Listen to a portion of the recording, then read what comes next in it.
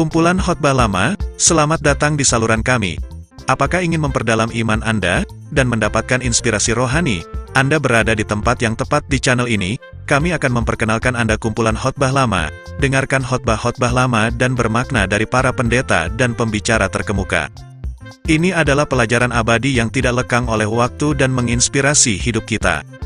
Kumpulan khotbah lama ini dibuat dan dikoleksi dari tahun 2003 sampai tahun 2023, berarti sudah berumur 20 tahun namun firman Tuhan selalu baru dan tidak ada yang usang.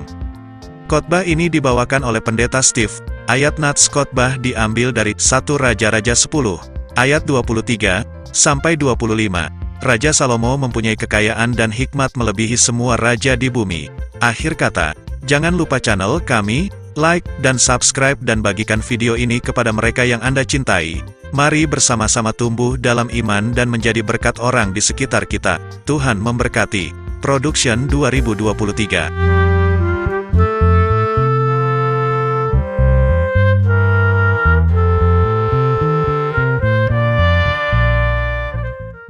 Shalom, selamat malam.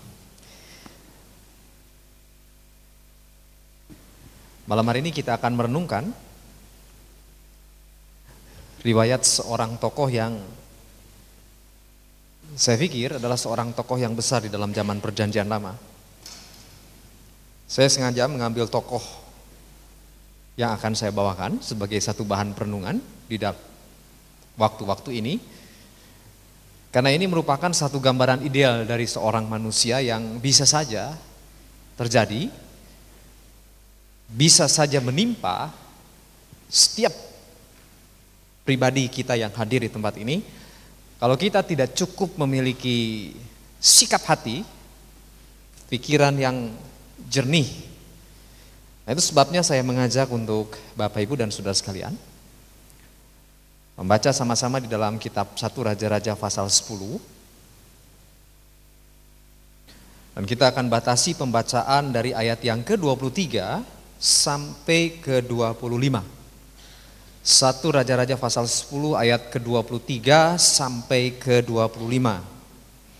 Memang secara ideal nanti kalau di rumah silakan Bapak Ibu, saudara-saudari sekalian membacanya dari pasal pertama dari kitab Raja-Raja, artinya 1 Raja-Raja pasal 1 sampai 1 Raja-Raja pasal 11. Nah, nggak mungkin kita membaca 11 pasal di dalam persekutuan yang seperti sekarang, karena waktunya sangat tidak memungkinkan. Jadi sekali lagi saya anjurkan kepada Bapak Ibu dan Saudara sekalian di rumah, kalau ada tenggang waktu, saya rasa lebih baik membaca ini daripada menonton telenovela.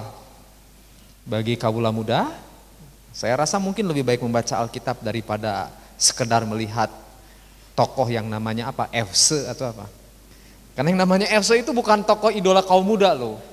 Di Bandung yang namanya ibu-ibu pun sampai tergila-gila kepada FC. Sampai ya gila mungkin.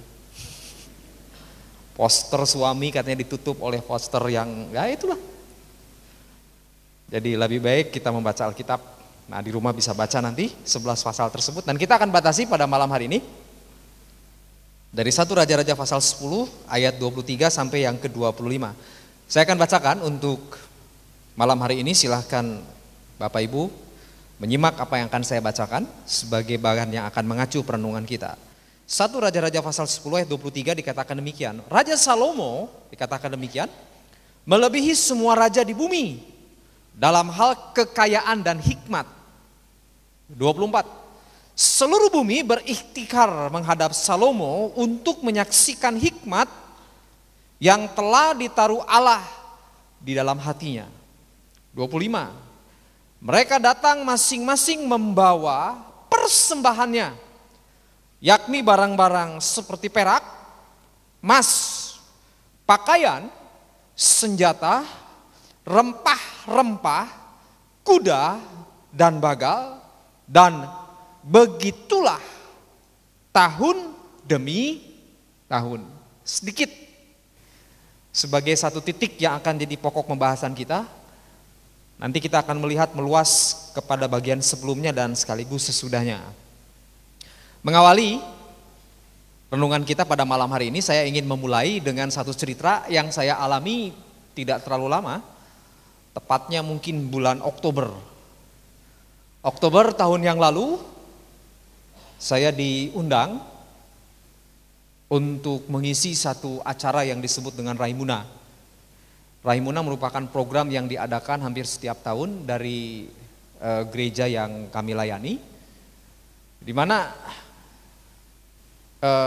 program Raimuna ini bertujuan untuk coba membangkitkan anak-anak muda, sehingga muncul anak-anak muda yang betul-betul mengasihi Tuhan.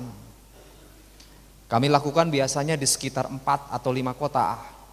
Nah, pada tahun yang lalu kami melakukannya di 5 kota di Indonesia. Dan kebetulan saya diminta untuk melayani di satu tempat yang namanya Semarang. Cukup menarik pengalaman yang saya alami ketika saya melayani di Semarang. Malam hari tersebut mungkin yang hadir sekitar 3.000 sampai 4.000 orang di dalam KKR yang dilakukan di Semarang selama 3 hari. Nah, yang menarik, saya waktu itu duduk di baris depan, karena ini memang pestanya anak-anak muda, pesta rohani anak-anak muda. Saya duduk di bagian paling depan, dan di sebelah kiri saya itu artis-artis muda, bintang-bintang muda yang sangat terkenal, tetapi mereka yang juga melayani Tuhan. Salah seorang yang pas di sebelah saya adalah Glenn Fredly, mungkin anak-anak muda tahu siapa dia. Terkenal, sekarang lagi naik daun. Ini kalau bilang naik daun bukan ulet ya, tapi memang terkenal nih orang. Saya coba banding-bandingkan dengan dia, tinggi tidak kalah, suara rasanya saya tidak kalah juga, hanya orang gak tahu memang. Kami nyanyi bersuka cita. Saya ngobrol dengan dia. Lalu di sebelahnya ada lagi siapa begitu yang pegang proyek di televisi swasta, ada acara apa gitu.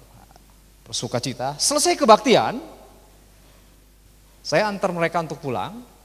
Heran, ketika pulang itu yang namanya massa yang mengikuti KKR lari dan meminta tanda tangan bukan ke saya, kok ke dia. Padahal kalau ukur punya ukur, enggak terlalu jelek saya sebetulnya. Hanya kenapa orang lari kepada dia minta tanda tangan? Lalu tiba-tiba semakin banyak dan saya menjadi orang yang tersisih. Dia menjadi fokus. Nah, ini menarik. Saya berpikir kenapa demikian? Ini lepas daripada masalah julus, enggak lah, sama sekali enggak. Hanya ini sebagai satu ilustrasi. Saya berpikir kenapa orang mengejar dia dan meminta tanda tangan daripadanya? Sederhana alasannya. Karena dia seorang selebritis. Dia seorang maha bintang. Kenapa disebut selebritis dan kenapa disebut maha bintang? Karena dia memiliki satu keunggulan yang jarang dimiliki oleh orang lain, yaitu apa? Suara. Seni tarik suara yang sangat unggul yang membuat dia menjadi seorang maha bintang. Kalau saya bisa simpulkan, dia bisa menjadi public figure di mana orang-orang menjadikan dia sebagai idola karena dia adalah orang yang mampu. Dan akibatnya dia menjadi orang yang dikatakan maha bintang. Dia dikatakan selebritis, dikatakan orang yang mampu, memiliki kemampuan.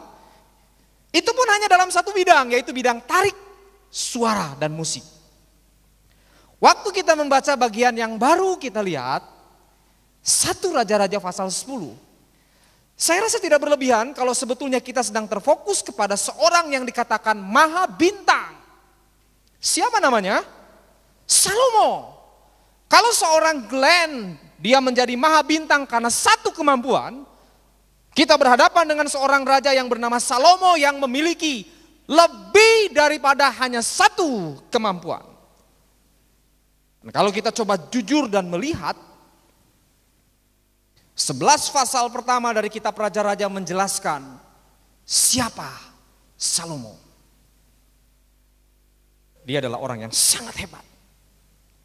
Bahkan tidak berlebihan kalau saya katakan di antara raja-raja Israel tidak ada yang melampaui kehebatan seorang yang bernama Salomo. Dia seorang raja yang sangat legendaris.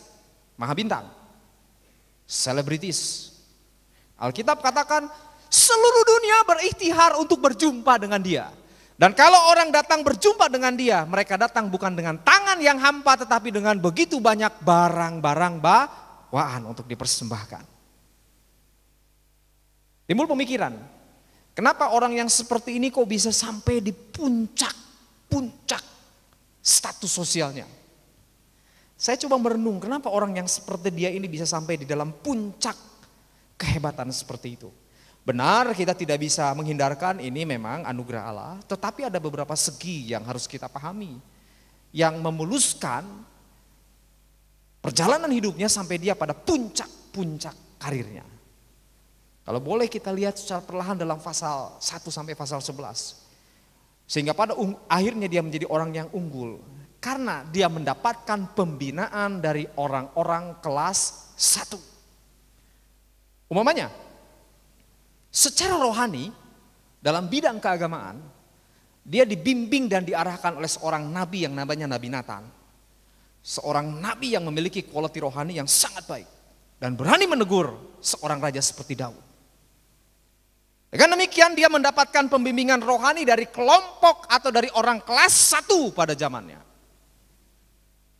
Secara moral dia dibimbing oleh seorang ibu yang begitu lembut, yang namanya Bathsheba. Dan Daud sangat mengasihi sang istri yang namanya Bathsheba karena kelembutannya. Si ibu yang menanamkan moral kepada si anak. Sehingga anak memiliki hati yang lurus. Di dalam bidang politik, kepemimpinan dia mendapatkan pendidikan langsung daripada seorang ayah yang namanya Daud. Tidak ada orang yang melampaui kehebatan Daud pada zaman tersebut. Lengkaplah apa yang didapatkan oleh seorang yang bernama Salomo. Nah, ketika tiga-tiganya ini ada dalam diri Salomo, Allah memberikan satu ruang gerak di mana tangannya bekerja atas Salomo, sehingga muncullah Salomo menjadi seorang raja yang sangat luar biasa. Inilah sosok yang dikatakan Salomo. Dan kalau kita melihat prestasi yang dikerjakannya, itu saya rasa tidak aneh dengan kehebatan yang dimiliki oleh Salomo. Militer dimodernkan pada zaman Salomo. Israel maju dan berkembang pada zaman Salomo.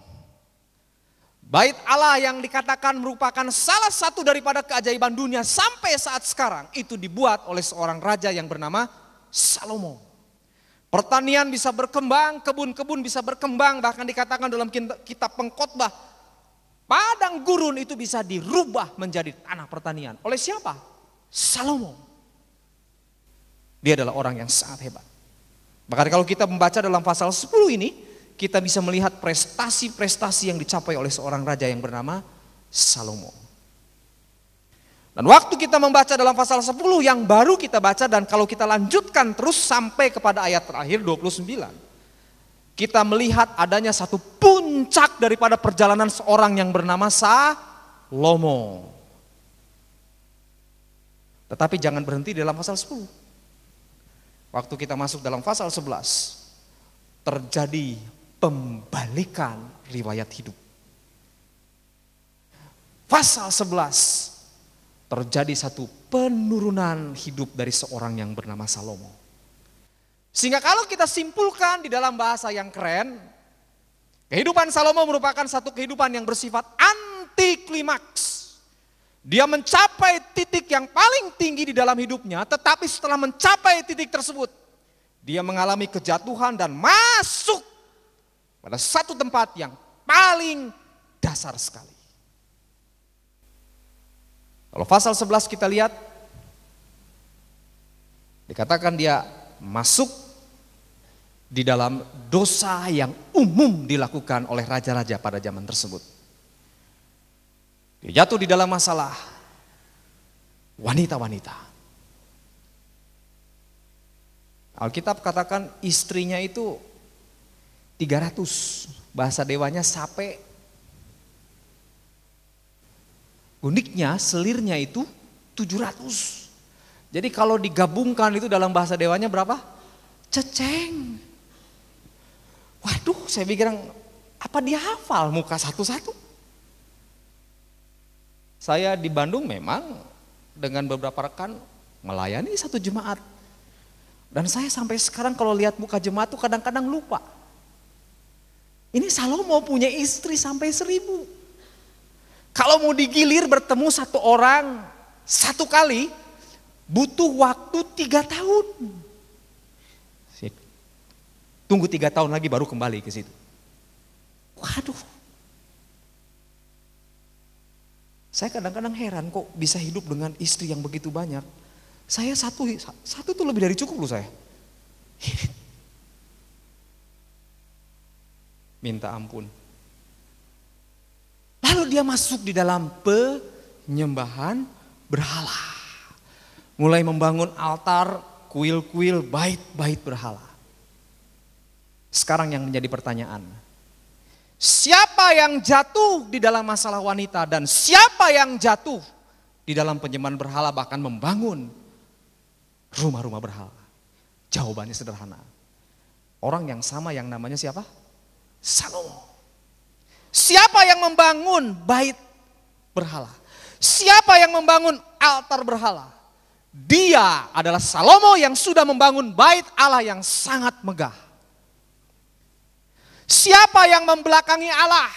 Dia adalah Salomo yang paling tidak Alkitab katakan 2 kali berjumpa dengan Allah dan melihat Allah. Timbul satu pertanyaan di dalam pikiran saya. Mengapa orang yang begitu hebat? Mengapa orang yang begitu diurapi Tuhan? Mengapa orang yang sudah mencapai satu titik yang begitu baik harus berubah dan jatuh pada satu kehidupan yang paling terdalam? Ini yang akan jadi perenungan. Tahun yang lalu sudah kita lewati. Saya kurang tahu bagaimana kita menjalani tahun tersebut.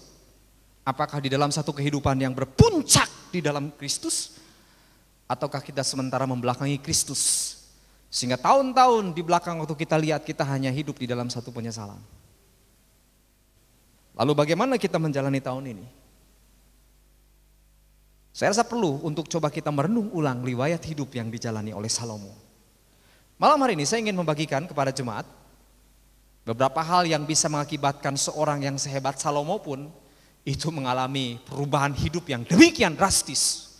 Itu sebabnya saya mengajak untuk setiap diri kita mawas diri dan hati-hati.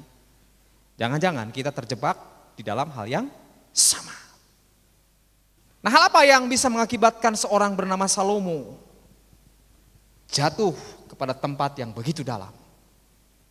Yang pertama, saya bisa simpulkan hal yang paling pertama yang membuat dia akhirnya jatuh adalah sikap yang disebut dengan disorientasi.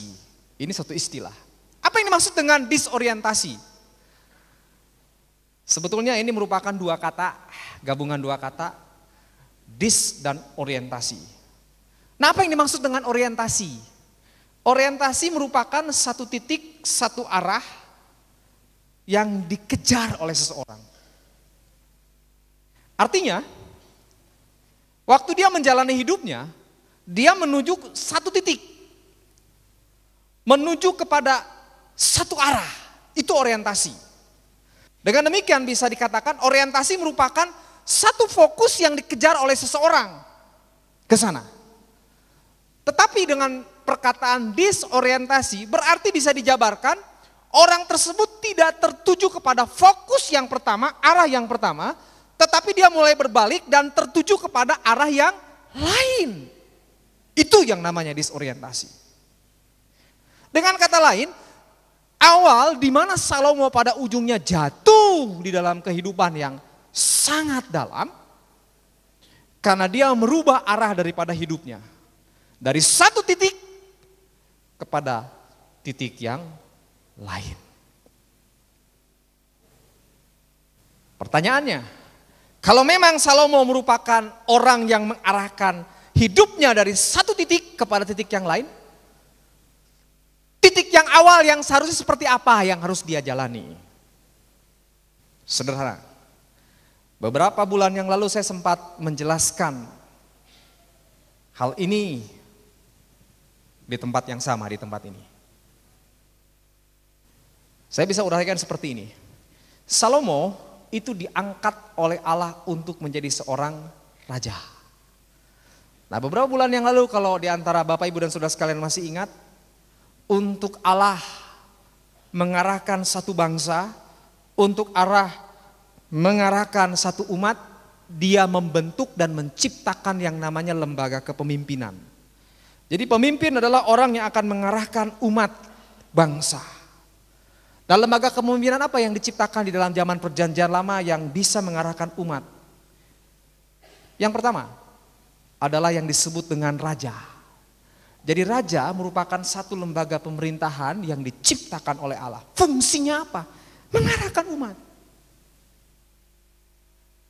Nah, fungsi raja adalah fungsi di mana dia harus mengarahkan umat.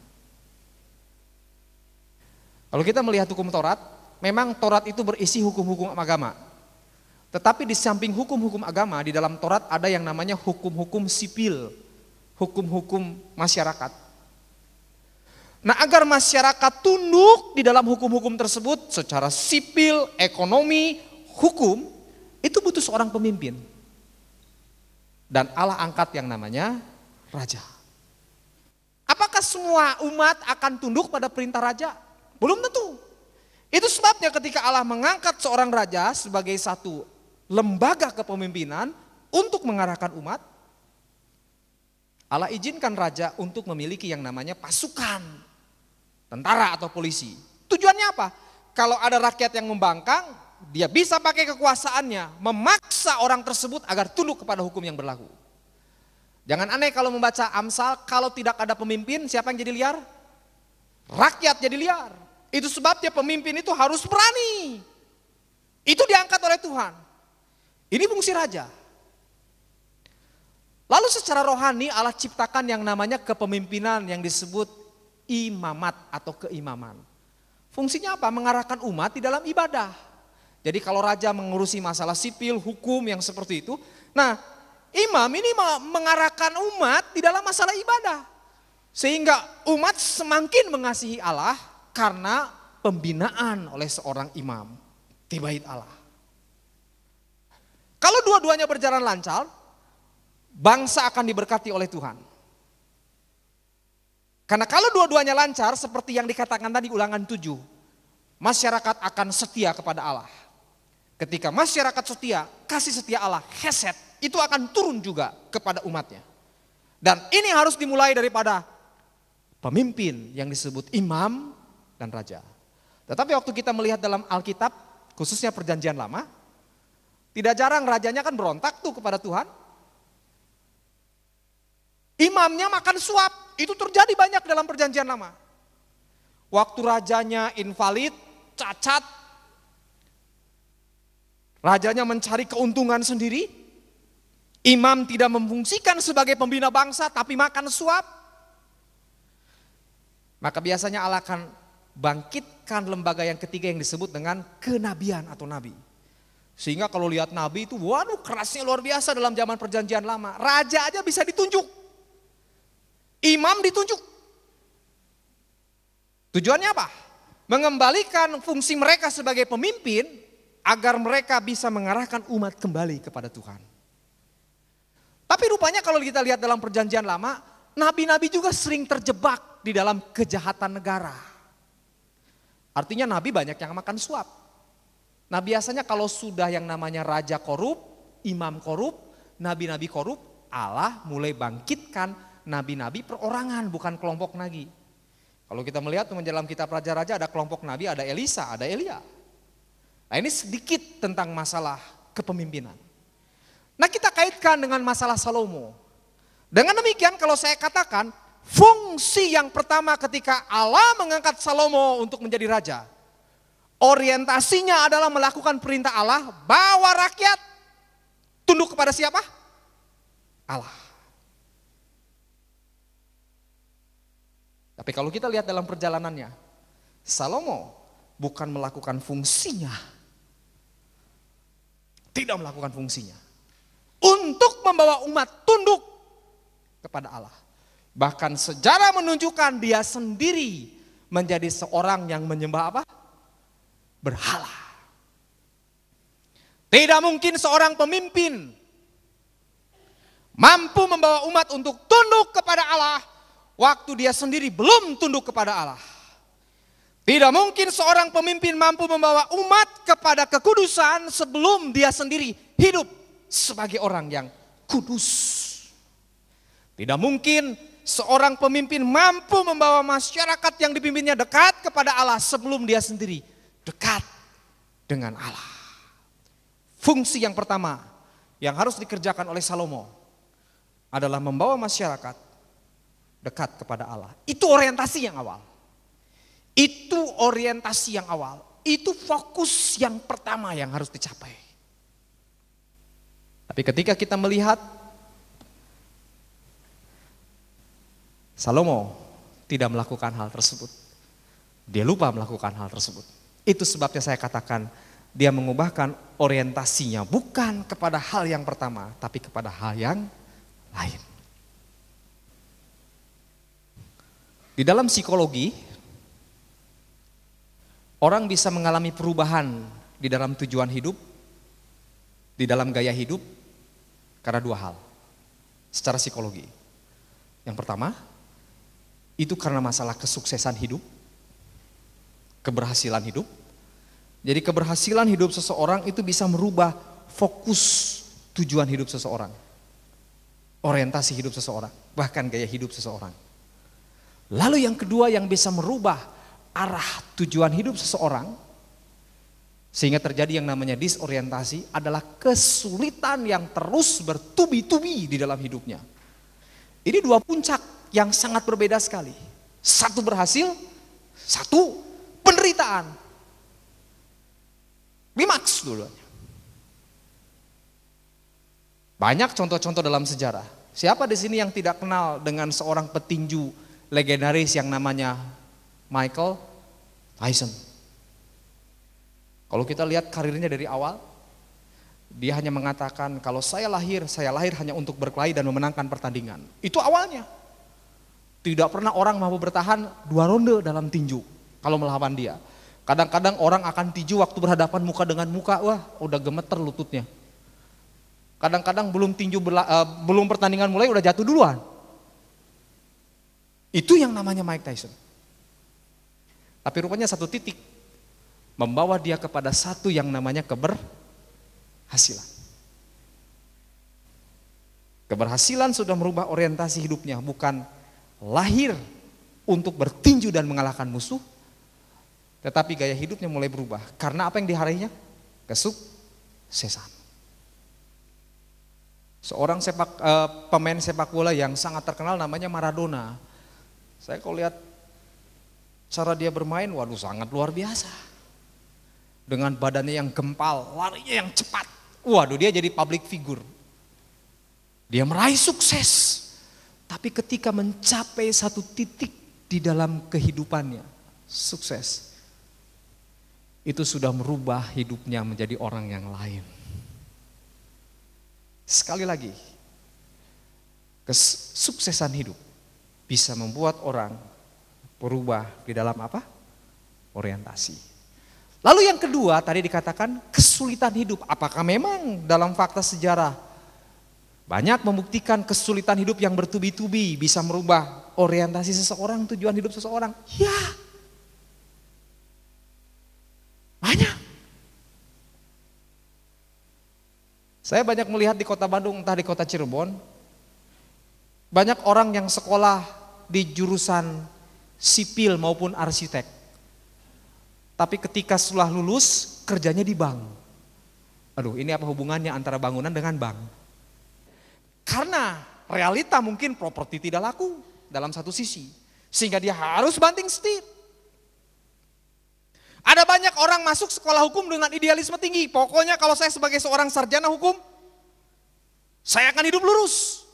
Tapi ternyata waktu selesai dia menjadi seorang sarjana di bidang hukum, waduh dia melihat realita kok di dalam hukum begini sulit sekali. Akhirnya idealismenya rontok dan dia merubah orientasi yang awal sebagai seorang yang akan lurus menjadi orang yang begitu banyak melakukan pelanggaran hukum. Saya senang dengan seorang ahli hukum yang namanya Yap Tiam Him. Waduh, saya simpan biografinya di rumah. Ini memang mutan, jenis yang menyimpang, tetapi harusnya itu yang namanya idealisme seorang ahli hukum. Katanya kalau mau masuk kantor untuk orang meminta bantuan hukum kepada dia, kalau akan masuk ke dalam kantornya di atasnya ada tulisan. Tulisannya seperti apa? Seperti ini. Barang siapa yang menghendaki keadilan, yang mengharapkan keadilan, tapi siap kalah, silahkan datang kepada saya. Loh, mana-mana kan orang kalau pakai pengacara ingin menang. Karena Yap tahu dunianya seperti itu. Itu sebabnya kalau setiap orang yang dibela oleh dia adalah orang yang menghendaki keadilan tapi siap untuk kalah. Dari riwayat hidupnya itu sampai memunculkan yang namanya Yap Tiam Him Award. Itu orang yang hidup dengan ideal yang sangat tinggi. Jadi banyak orang ketika mencapai sukses dan kesulitan yang bertubi-tubi itu bisa merubah tujuan hidupnya. Saya seringkali memelesetkan kata-kata. Antara polisi dengan polusi itu beda berapa huruf? 1. Kenapa dari polisi menjadi polusi? Jangan-jangan masalah kesulitan hidup. Antara penjabat dengan penjahat itu 1 huruf. Kenapa seorang penjabat bisa jadi penjahat? Hanya bedanya pakai asi. Jangan-jangan masalah sukses atau masalah kesulitan. Saya juga sering katakan di sini, antara kudus dengan kudis itu 1 huruf. Kenapa orang sulit hidup kudus tapi lebih cenderung memilih kudis? Jangan-jangan kesuksesan dan jangan-jangan kesulitan hidup. Tidak ada orang yang cukup kebal dengan masalah ini. Saya sebagai hamba Tuhan harus mawas diri. Kita semua sebagai pelayan-pelayan Tuhan harus apa? Mawas diri. Gak ada yang namanya Superman banyak. Gak bisa.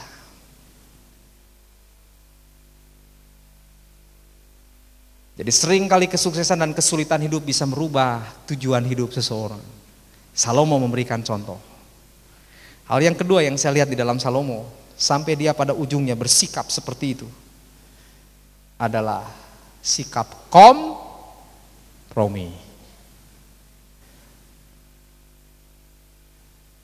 Perubahan tujuan hidup atau yang dikatakan disorientasi, itu akan menimbulkan sikap kompromi. Pada satu titik tertentu ketika orang kompromi, orang akan mengalami yang namanya kemerosotan moral. Orang akan mengalami kemunduran moral. Peribahasa mengatakan kemerosotan itu tidak terjadi dengan tiba-tiba. Tapi kemerosotan merupakan suatu proses. Kalau boleh kita ambil prosesnya dimulai dari mana? Kompromi. Kenapa muncul kompromi? Tujuan yang berubah. Disorientasi. Kata merosot di dalam bahasa kerennya, dalam bahasa ilmiahnya itu dikatakan erosi. Istilah ini banyak dipakai di dalam ilmu bumi. Erosi itu satu proses di mana terjadinya tanah yang longsor. Dan biasanya tanah yang longsor, erosi yang merenggut banyak jiwa, banyak terjadi sekarang. Katanya di Kuningan, di Garut, lalu di Cilacap, itu sedang terjadi hal yang seperti itu. Dan secara ilmu bumi terjadinya erosi, turunnya tanah, itu tidak tiba-tiba, tapi satu proses. Saya ini termasuk orang yang sering ke Cirebon, pulang balik Bandung Cirebon. Dan di daerah setelah Sumedang kalau dari Bandung, itu ada satu daerah yang sering kali longsor. Nah menarik, satu kali waktu saya pergi ke Cirebon, saya melihat di tanah tersebut Yang saya lihat hanya ada satu celah, satu garis. Dan garis itu adalah garis yang terus dilalui oleh air.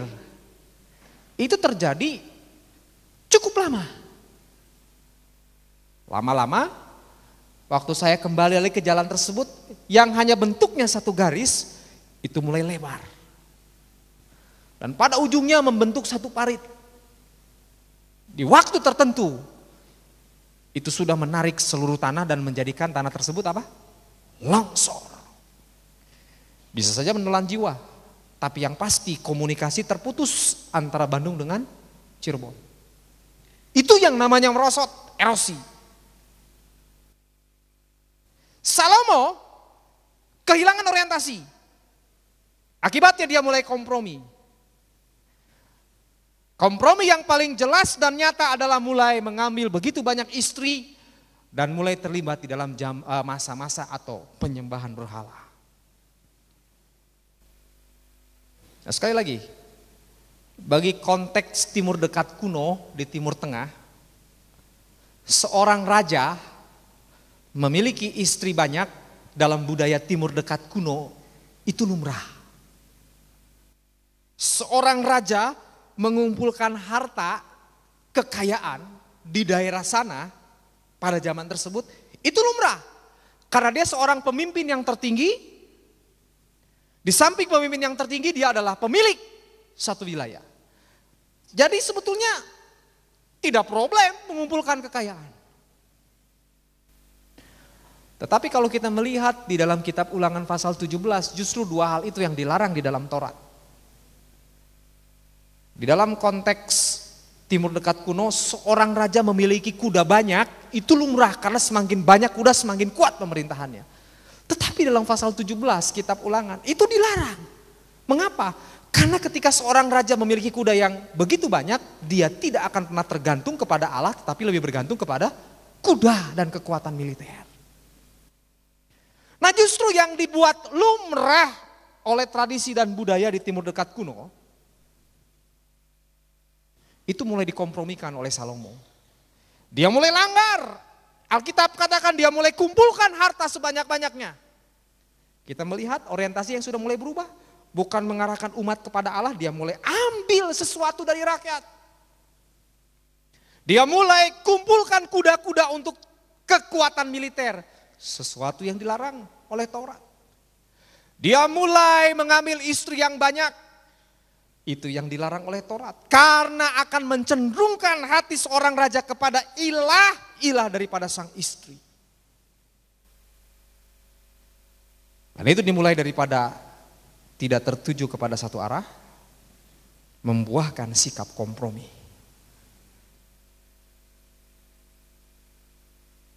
Percayalah,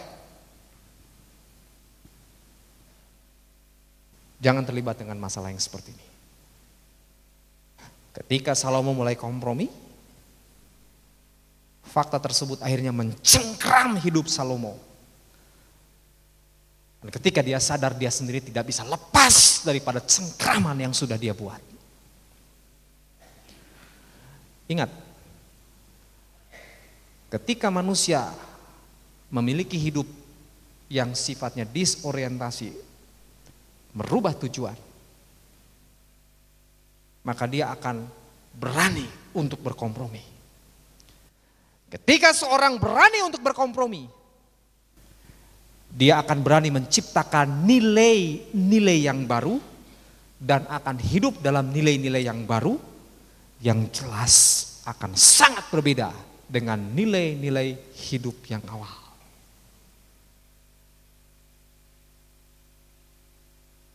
Kalau ini sudah dilakukan, kita melihat satu fakta di dalam sejarah, Salomo tergelincir dan jatuh kepada tempat yang paling terbawah. Seorang yang memiliki kemampuan yang begitu tinggi, itu bukan berarti dia kebal untuk tidak jatuh, mengalami kehancuran. Sekali lagi, saya ingin ajak untuk semua jemaat, Bapak Ibu, Saudara sekalian, merenung ulang. Ketika kita menjalani tahun-tahun yang lalu, sebetulnya orientasi kita kemana? Nah, ini dasar Alkitab yang saya jelaskan kepada Bapak dan Ibu sekalian. Sekarang bagian yang ketiga, aplikasinya, penerapannya bagi kita bagaimana. Kalau kita sudah melihat, oh iya begini ya jalan Alkitabnya. Penerapannya bagi kita apa? Yang pertama, saya menganjurkan kepada jemaat, coba kita menyelidiki hidup kita. Apakah hidup kita tetap tertuju kepada rencana Allah yang semula dalam hidup kita. Ingat, waktu kita diselamatkan, waktu kita ditebus, waktu kita diberkati Allah, tujuan Allah menyelamatkan kita hanya satu, membawa kita untuk terarah kepada siapa? Kepada dirinya sendiri. Dia menginginkan agar hati kita dan pikiran kita itu ditujukan terhadap dirinya. Kalau ini hilang, kalau ini berubah sedikit saja, hati-hati, di sanalah kejatuhan sementara terjadi. Kapan dikatakan seorang mengalami kejatuhan? Bukan ketika seorang masuk di dalam tindakan dosa, tetapi ketika seorang mulai merubah arah bukan kepada Tuhan, tetapi kepada hal yang lain, disitulah kejatuhan sudah dimulai. Tindakan dosa itu hanya merupakan bukti konkret yang terlihat oleh mata. Tetapi pembusukan rohani itu terjadi ketika orang mengarahkan orientasinya bukan kepada Allah, tetapi kepada yang lain. Saya ingat akan seorang tokoh yang namanya Martin Luther. Satu kali dia berbicara dengan keras sekali di dalam khotbahnya. Dia mengatakan ada 3 hal yang di dalamnya manusia harus mengalami perubahan dan pertobatan. Pertama, manusia harus mengalami pertobatan di dalam hatinya, sehingga hatinya tertuju kepada Allah. Yang kedua, manusia harus mengalami pertobatan di dalam pikirannya, sehingga pikiran manusia tertuju kepada Allah. Dan yang ketiga, manusia harus mengalami pertobatan di dalam apa yang dia kejar. Sehingga yang dia kejar adalah sesuatu yang senantiasa diarahkan kepada Allah. Ada banyak orang Kristen mengatakan hati saya untuk Tuhan, pikiran saya untuk Tuhan, tetapi yang dikejar bukan Tuhan. Ya Pak ya? Tindakan kita berbicara lebih kuat, lebih daripada kata-kata kita. Dan tindakan, itulah isi hati kita. Saya rasa benar yang diungkapkan Luther. Kita hanya bertobat dalam masalah pikiran, dalam masalah hati. Apakah kita juga bertobat dari apa yang sementara kita kejar? Karena apa yang kita lakukan, yang kita kejar, itu merupakan pencerminan dari hati dan pikiran siapa? Kita. Itu yang pertama. Tahun yang lalu, apakah kita memfokuskan hidup kita kepada Tuhan? Wah, saya kalau lihat dari muka-mukanya di sini memang orang-orang yang mengasihi Tuhan semua. Kelihat dari matanya, dari mukanya. Itu bulu mata juga kelihatan ayat-ayat semua. Nah, tahun yang lalu apakah kita memang terfokus kepada Allah atau kita mulai belok? Enggak in tune. Sedikit saja belok, gak bisa kontak dengan Tuhan. Kalau gak percaya coba radio, sedikit aja digeser channelnya. Itu gak bisa. Gak bisa kontak. Yang kedua, sebagai nilai penerapan. Realita yang kita hadapi sehari-hari, kenyataan yang kita hadapi sehari-hari, apakah kesuksesan ataukah kesulitan, itu bukan alasan untuk kita melupakan siapa? Allah. Bukan alasan untuk kita merubah tujuan hidup kita yang terutama kepada Allah. Kenapa saya katakan begini? Karena saya banyak melihat di dalam sejarah, tidak sedikit orang-orang yang sukses berhasil tetap terorientasi kepada siapa? Tuhan. Dan saya melihat di dalam sejarah, tidak sedikit orang yang begitu menderita di dalam hidupnya, tetapi tetap senantiasa tertuju kepada siapa? Allah. Kalau kita coba jujur melihat orang-orang yang dibalik tirai besi, disiksa, menderita, tidak jarang di antara mereka yang terus berseru kepada Allah, tidak merubah orientasinya kepada Allah. Kalau kita melihat pengusaha-pengusaha yang berhasil, pengusaha-pengusaha yang sukses, orang-orang yang besar, tidak jarang mereka yang tetap tertuju kepada Allah. Seorang hamba Tuhan yang sudah almarhum, tetapi tulisannya itu kalau dibaca sangat menggigit, khususnya kalau hamba Tuhan yang membaca itu seperti sembilu, seperti silet. Namanya A.W. Tozer, A.W. Tozer. Itu tulisannya sangat baik sekali. Saya anjurkan kalau untuk kita membaca tulisan-tulisan dia. Satu kali dia menuliskan satu kata-kata seperti ini. Pada zaman sekarang tidak jarang gereja sudah kehilangan orientasi. Waktu saya baca kehilangan orientasi yang seperti apa? Dia bilang banyak orang Kristen mulai kehilangan orientasi. Banyak hamba Tuhan kehilangan orientasi. Saya pikir orientasi apa? Orientasi tujuan yang seharusnya ditujukan kepada Allah, tapi sekarang berubah ditujukan kepada berkat. Seharusnya orang-orang Kristen dan hamba Tuhan mengarahkan hidupnya kepada Allah, sekarang lebih tertuju kepada yang namanya berkat. Nah, kalau kita coba jujur melihat, mungkin kita tidak bisa memungkiri fakta ini. Banyak orang Kristen lebih tertuju kepada bonus dibandingkan kepada yang memberi bonus. Ya Pak ya, saya pernah satu kali masuk supermarket, ada satu merek sabun tertentu jualan. Sabun itu dijual dalam waktu 1 bulan, kalau beli sabun tersebut dapat bonus 1 piring. Nah satu kali di counter itu si pembayar atau kasir ribut dengan orang yang beli sabun. Tahu alasannya apa? Gak ada bonusnya. Sampai diancam, saya tidak beli kalau gak ada bonus. Saya mikir begini, orang ini mau beli sabun atau mau bonus? Tapi bukankah ini refleksi daripada orang Kristen? Seringkali yang dicarinya apa? Berkat. Yesusnya. Nanti saja. Sama seperti kalau kita makan beras yang kita butuhkan, petani apa berasnya? Beras. Petaninya masih apa nggak tahu.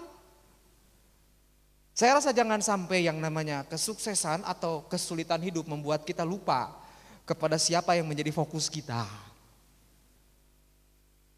Dan tahun-tahun ini mari kita jalani di dalam satu hati yang tertuju kepada siapa?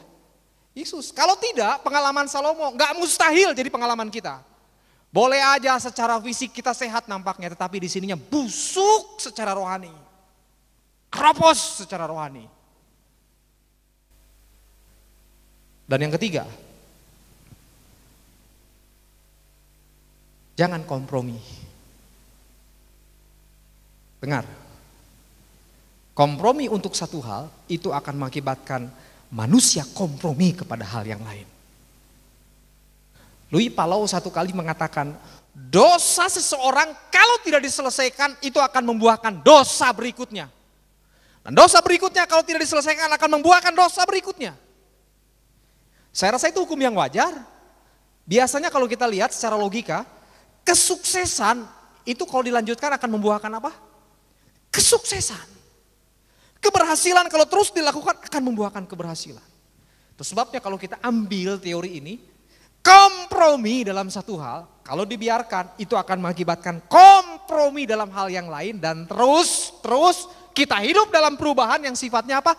Kompromi. Di kantor, di tempat pelayanan saya di Bandung, kantor mejanya. 4 bulan, 5 bulan terakhir, saya memperhatikan meja saya, khususnya di kantor saya, menjadi meja yang paling, repot gitu, banyak sekali kertas di atasnya. Tapi satu kali ada jemaat yang datang lihat meja kantor saya mengatakan, oh kalau begini pendetanya kerja katanya. Kalau yang bersih belum tentu. Nah, itu hiburan lah.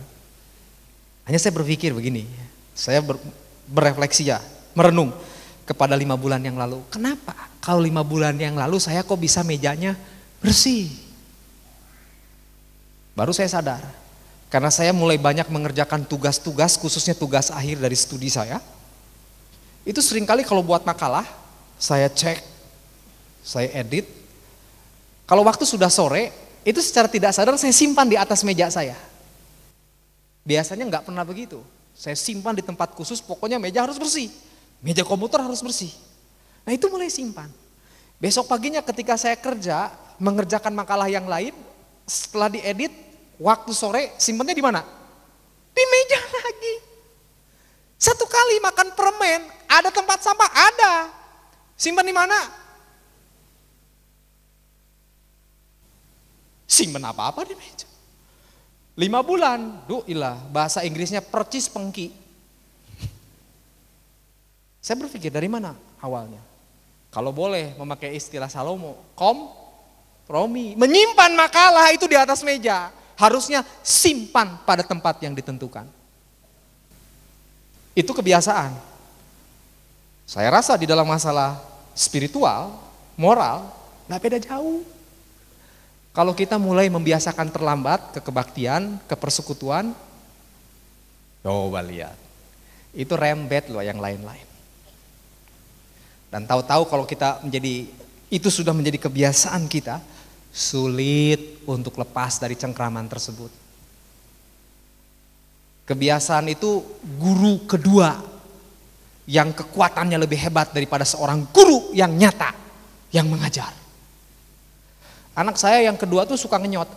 Waduh, udah diajar berkali-kali tetap begini. Karena apa? Dia belajar dari pembiasaan. Pembiasaan itu waduh. Saya menangani yang namanya sekolah teologi ya. Waduh, saya belajar anak-anak itu, waduh banyak pembiasaan yang unik-unik. Ada kalau belajar homiletika, ilmu khotbah, ada yang tangannya begini. Saya pikir kenapa di tangan kirinya gak ada apa-apa. Waktu saya coba selidiki di gerejanya, oh rupanya pendetanya kalau di gereja khotbah begini tangannya. Itu diikuti. Loh kalau pendetanya yang di gerejanya itu memang begini kenapa? Karena jam tangannya di kiri longgar. Sehingga agak ganggu gitu. Lalu yang lain ada setiap kali setelah bicara selalu menutup dengan bunyi ceklok. Ngomong-ngomong ceklok, kenapa harus ceklok begini? Rupanya pendetanya kalau habis khotbah memang bunyinya ceklok. Waktu saya tanya dia, oh memang pantas bunyi ceklok karena pakai gigi palsu pendetanya. Lah yang gitu dituruti juga oleh mahasiswa. Teng teingen. Bahasa Inggrisnya teng teng ing eng katanya. Tapi itu merupakan sesuatu yang di bawah sadar kita yang mencengkram dan sulit untuk dilepaskan. Keterlambatan itu merupakan proses kompromi yang dibiasakan. Kemalasan itu jangan ditengking. Gak ada setan kemalasan. Itu buah kompromi. Rubah aja. Minta kekuatan Tuhan. Kok Tuhan dilibatkan, disusahkan untuk melepaskan roh kemalasan? Jadi sekali lagi hati-hati. Chuck Swindoll dia mengatakan seperti ini. Tidak ada taman yang tiba-tiba dipenuhi oleh semak belukar. Kalau di rumahnya yang memiliki taman, umpamanya hari ini dibersihkan, ditata dengan baik, lalu tiba-tiba pagi-pagi lihat, ada semak belukar, nggak ada yang begini kan? Ini sih negeri 1001 dongeng.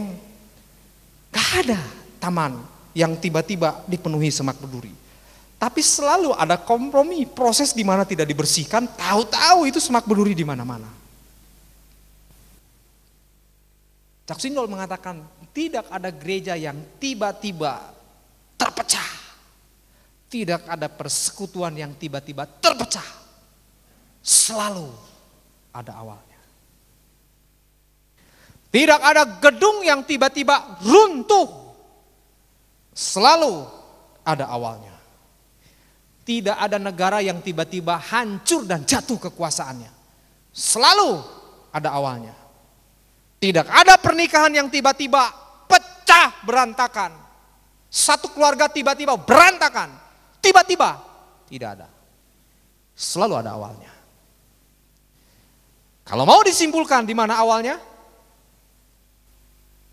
Kompromi. Karena tujuan yang berubah. Mari kita jalani tahun ini dengan satu sikap tertuju kepada siapa? Kristus. Niscaya kita tidak akan mengalami apa yang dialami Salomo.